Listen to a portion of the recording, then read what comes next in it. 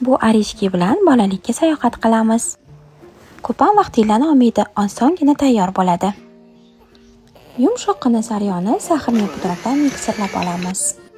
Tuxum sarig'iga tuz solib, alohida idishda va musa qabartmalari bilan unni aralashtirib, yarmini mikser yordamida, yarmini shpatula yordamida mayingina xamir qoramiz.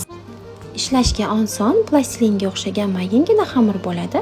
Xamirlarni tindirib o'tirmasdan 6 grammdan kichkinagina zuvolachalar yasab olamiz.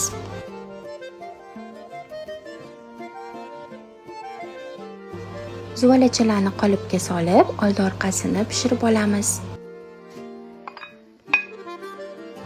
Qaranglar qanaqa chiroyli arishkilar chiqqanini.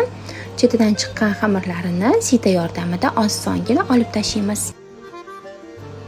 Nachinkasiga eng yaxshi varyonni molokodan solib, yong'oqcha shaklini beramiz.